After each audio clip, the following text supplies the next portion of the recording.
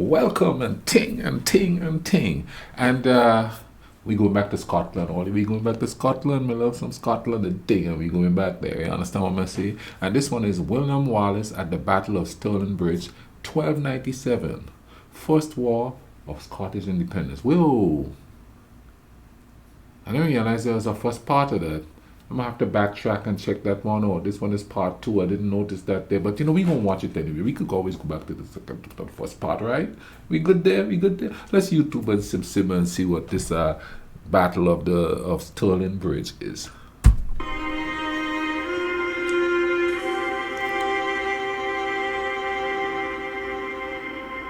1296 had proved a calamitous year for the battered Kingdom of Scotland. 4 years before, King Edward I of England had judged John Balliol as the rightful King of Scots, but in doing so, never missed an opportunity to undermine and humiliate John in the years leading to 1296. By 1295, the Scottish lords took matters into their own hands, forming a council to effectively rule on Balliol's behalf, and forging an alliance with England's enemy, the King of France. Having extracted very public oaths of fealty from the Scottish king, as well as all the leading lords during the Great Cause period, Edward felt entirely justified in coming down on the Scots with brutal ease. In 1296, the Scots had been decisively bested in the siege of Berwick and the Battle of Dunbar. Dunbar in particular had exposed Scottish inadequacies in the art of war, their charge against the English under John de Warenne quickly devolving into a confused rout as their lines were broken by the terrain and the ordered English countercharged. Well, it's time for a remake of an epic classic. The Oregon Trail is back. Experience the trials and tribulations of the road to Oregon. You start off by assembling your party and gearing up your wagon with weapons, food, medicine, spare parts, and other provisions. And you'll need to carefully ration them, as the journey to Oregon will be long. I played the game for a few hours, and I faced tough choices, dangers, and unexpected situations. Each party member has their own strengths and weaknesses, skip forward. so it was a challenge to Trail for supporting our channel.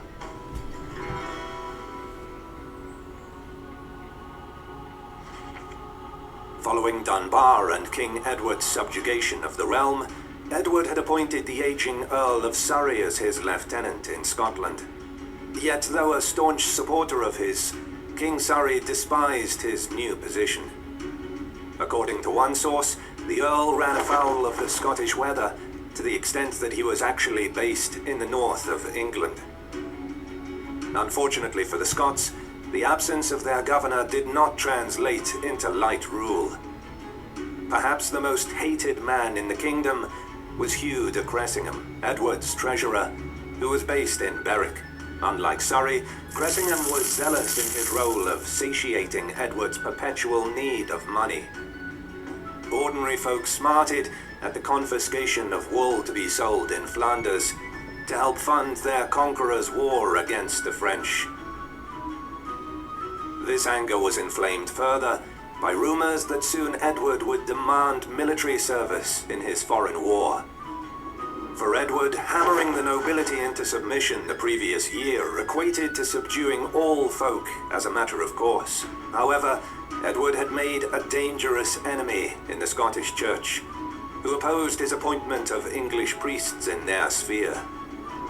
Such a network of educated men was the ideal conduit for communicating ideas of resistance against the hated occupiers.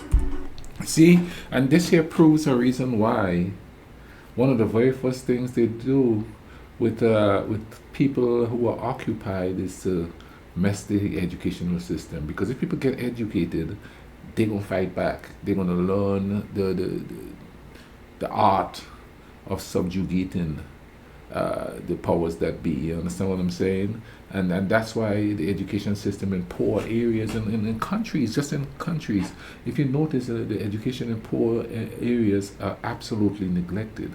Because if those people there aren't educated, they become stagnant.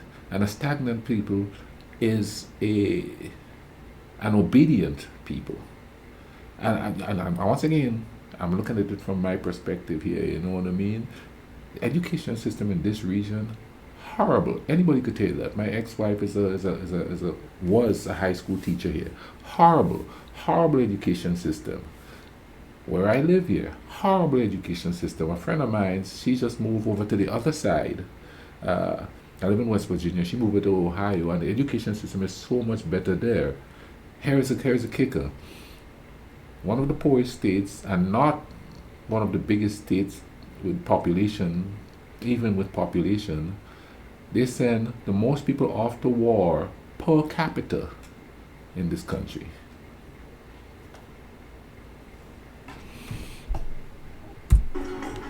Robert wished. That's why there's such a. Let me add that. That's why there's such a demonizing of educated people. Because when I'm at work, I hear people talking about, oh, all these college people, that's the problem, blah, blah, blah, blah, blah. And another thing, too, is me being 7 feet 1 inch tall, if somebody start talking to me, they want to talk sports and basketball and all that. But the minute they realize that I'm educated, end the conversation. They act like I'm the enemy. Absolute truth. And you know, the cashiers that are where I work could tell you that their whole demeanor towards me changed once I start speaking and they realize I'm relatively educated. Oh, they don't want to talk anymore. You know what I mean? Oh, he's one of those educated fools, you know, who's going to indoctrinate the children or the people and stuff like that. You know? Yeah, I get that a lot. The Bishop of Glasgow, as well as James Stewart, plotted early on to foment revolt, proving immensely successful in this, as both men were closely linked with the most famous rebel of the period, William Wallace. It was Wallace's murder of the Sheriff of Lanark that signalled a wider uprising. Yet these lords were not idle themselves, raising the banner of revolt in the southwest. Also involved in this theatre was the young Earl of Carrick, Robert Bruce. Bruce, unlike his staunchly pro-English father, threw his lot in with his own folk. However, this proved less a fire and more a whiff of smoke, the English under Robert Clifford and Henry Percy forcing their surrender at Irvine. A more successful campaign was waged in the northeast under Andrew Murray. Murray would jointly command the Scots at Stirling Bridge and had already bloodied himself at Dunbar, where he had been taken and imprisoned in Chester Castle. Murray, though, had somehow escaped back north. Murray's Scots were initially beaten back when they tried to take Castle Urquhart. However, following this setback, he enjoyed a series of successes as the campaigning season progressed into the summer. While Murray had been conquering in the north, to the south, a comparative nobody raises his head, at least according to the Scottish source Forden. There is little doubt William Wallace was a remarkable man, having either an aptitude for or experience of warfare, leading small bands of men as an outlaw before his meteoric rise in 1297. The action at Lanark in May of... See, now in today's the way things would be narrated today, he would be like a terrorist. He's a terrorist, you know. He's terrorizing those in power, you know, those who tell the people what to do. He would be considered a terrorist, wouldn't he? By whose narration of the situation? Of 1297 marked Wallace's first major act on the national stage.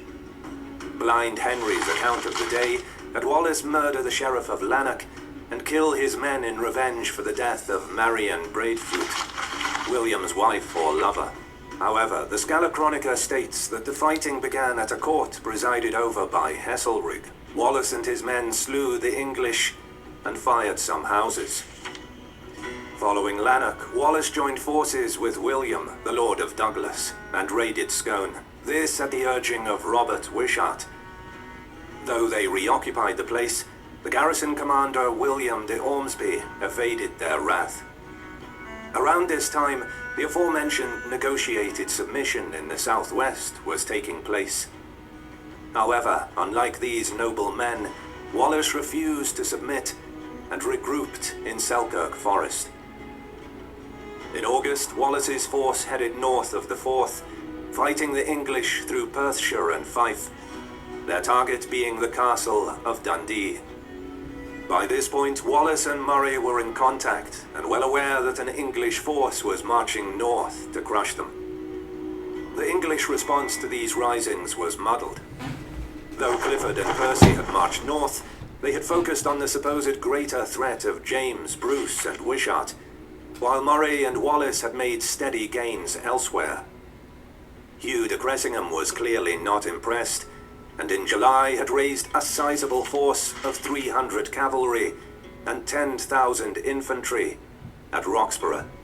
However, Percy and Clifford insisted on their way back south, that all was well after the capitulation at Irvine.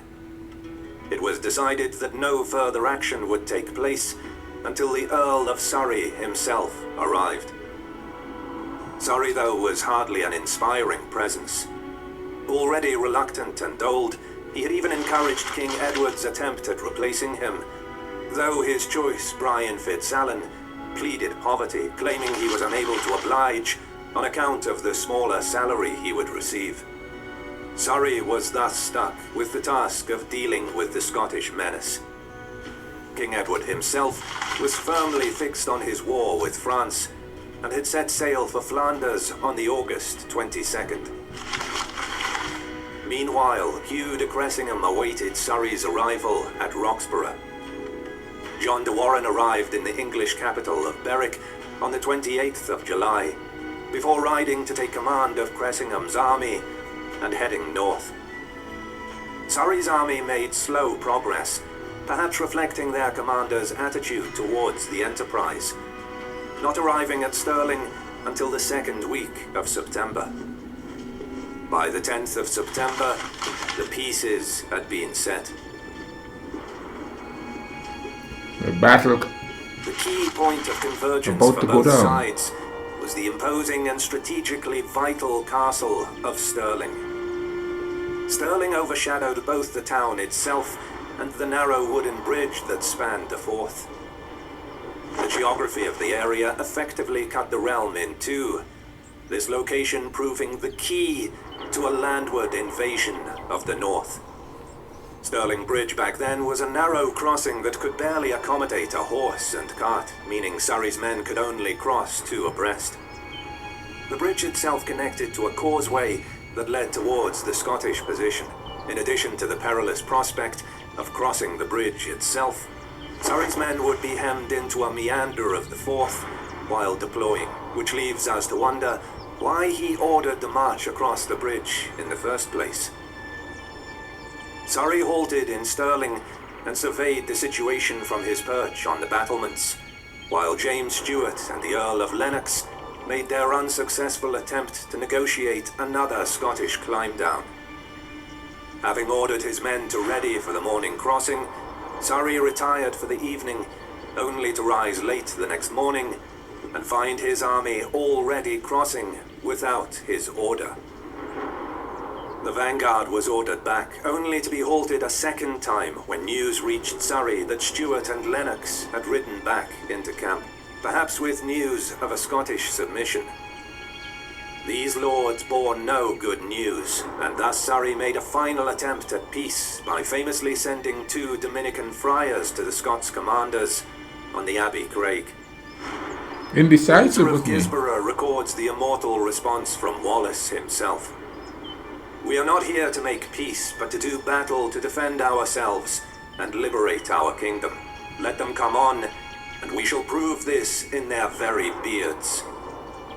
Despite these defiant words, both Surrey and Cressingham would be forgiven in doubting the ability of the Scots to match them with arms. To be fair to Surrey, he had personally witnessed the shambolic performance of Scottish arms at Dunbar, so must have assumed this force, under the less noble Wallace and Murray, would be easy pickings. Richard Lundy, a Scottish knight advising in the English camp, urged Surrey to allow him to ford the Forth further upstream, to outflank the enemy and allow a safe crossing. Hugh de Cressingham disapproved of such an action, with an eye on the continuing expense of the campaign, having already sent men home at Stirling, the treasurer criticizing the waste of the king's money on vain manoeuvres. Unfortunately for the royal army, Surrey heeded Cressingham and finally ordered the crossing of the bridge. To his credit, Cressingham was no armchair general, leading around a third of the English army across, some 2,000 men and around 100 cavalry. Surveying events on the Abbey Craig, Murray and Wallace concluded their best chance of victory was to allow the vanguard to cross and attack at the point where they were most vulnerable. The Scots, numbering around 6,000 spears, with a small complement of 400 longbowmen, were massed around half a mile away. Advancing onto Cressingham's vanguard in tightly packed schiltrons, the Scots may have given the English food for thought as they ominously veered into view at a steady, deliberate pace. Wallace and Murray riding at the forefront, their ranks solid and disciplined, their pace increasing to charging speed. Going down. The battle rapidly devolved into a slaughter. The stationary English horse, useless, along with their packed archers, mingled with the infantry. The Scots enjoyed local superiority in numbers and bloodily scythed their way through the panicking English. Soon the exit to the rammed bridge was cut off, forcing many English to attempt swimming the Forth to safety. Around 300 Welshmen managed to reach safety, though the constable of Stirling Castle, as well as much of his men, were slain. Wow. For the Scots, the greatest prize of the day came in the form of rotund and despised Hugh de Cressingham, who was unhorsed and cut down while his men fell about him. One Yorkshire knight, however, Marmaduke de Thweng, quickly realized the day was lost and led the English heavy horse towards a breakout of the envelopment. Their charge proved effective in smashing through to the bridge, but his daring escape was also the last serious resistance in the English mass. In an irony, since Cressingham had taxed and sold Scots property to help finance his royal master's war with France, the treasurer's corpse was itself flayed, pieces of his skin distributed as a prize among the victors. Yet Cressingham was not the only major casualty of the day, with Wallace's own co-commander Andrew Murray suffering a mortal wound, eventually dying around early November. The destruction of his vanguard dispirited both Surrey and the larger unengaged portion of his army. With no stomach for the fight, the Earl broke the bridge on his side of the Forth and rode hard for the relative safety of Berwick, leaving his lumbering army to tail him while dogged by attacks from the newly reconverted Earl of Lennox and James Stewart. Stirling Castle itself was not provisioned for a sustained siege and soon crowned the Scottish victory, Wallace capturing it. By November of 1297, Andrew Murray's death effectively made William Wallace the uncontested leader of Scotland. Wallace, as the surviving commander, also emerged as the legend of the period, though his newly minted reputation and position would soon be challenged by Edward Longshanks himself. If you stayed around it... Wow. You know, it's just amazing to me how long there's been a struggle. And over in that region there's Scotland, Ireland, England, you know, Wales in the middle of it there too.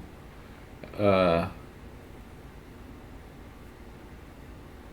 yet they had to come to some understanding of coexistence there, which I've never heard anything about England invading Scotland anytime recently.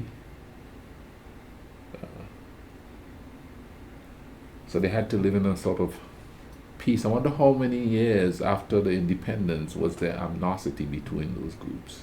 Comment down below and think. If you enjoyed watching this video with me, please leave a like on there, share the video, and